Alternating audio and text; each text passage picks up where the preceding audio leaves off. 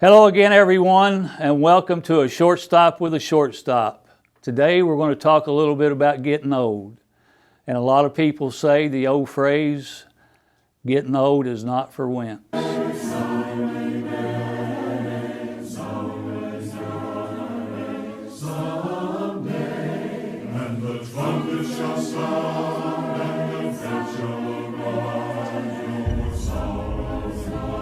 When I played baseball, I really and truly looked up to a lot of the older players that were on my team and a lot of the older players that I played against. I know I mentioned Willie McCovey a lot, but I looked up to him quite a bit because I could go to him for a lot of advice. He had been in the league for 12 years before I got to meet him, and I always went to another pitcher on our team, Vita Blue, and asked him how he was pitching other hitters and where he wanted me to play, and got a lot of good advice from him. And Darrell Evans, when he played third base with the Giants, there was just so much knowledge that these people had because they had been in a game for so long. And then I talked with Joe Morgan, and Joe played for 20-some years, and I probably gained 20 years of experience playing the 3 years that I played with him. But there was people on other teams too, like Willie Stargell that I talked to. I talked to Pete Rose quite a bit. He would come into our locker room, and he would have just a vast amount of knowledge about the game of baseball. And then Tony Perez, you look at the Big Red Machine when I first came up to the big leagues in '75 and '76, and they won the World Series. It was a team that I respected and I was watching while I was playing in high school. But these people were people that I went to try to learn more about the game. And getting old, we need to have respect for older people.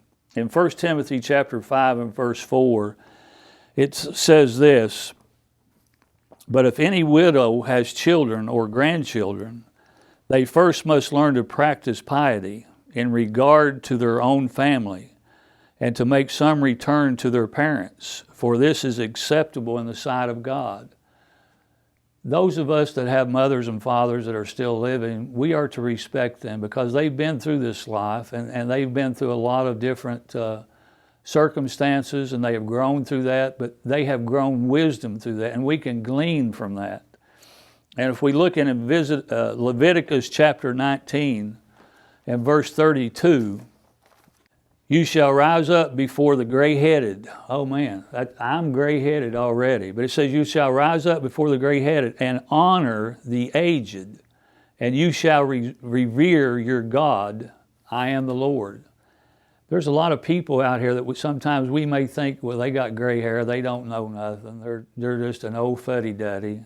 But when you start talking with them and realize that gray hair, that they've been around for a while. And those people that have been around for a while have a whole lot of knowledge. And we need to try to talk to those people and learn as much from them as we possibly can. What are our responsibilities to older people? Or what is the responsibilities of older people? In Revelation 2:10, it tells us to be faithful unto death. Wow. That means older people should never retire because you've got a lot of wisdom that you can give other people. And you never retire from the service of God. In 1 Kings chapter 12, verses 6 through 14, it says that you have knowledge to share. Older people have knowledge and wisdom that they can share. In Proverbs 16:31, it says, "Do not be ashamed of your age." Even though I'm 70 years old right now, I'm not ashamed of that. God says for us to not be ashamed of our age. And it's actually a blessing for those that grow old because they have wisdom that they can pass on to other people. But what's our responsibility to older people?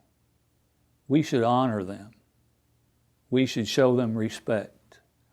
We should understand that they have that wisdom and that knowledge that living through this life that they can give to other people, just like Willie McCovey and Joe Morgan and Darrell Evans could give to me when I was a very young player. And I went to them for advice.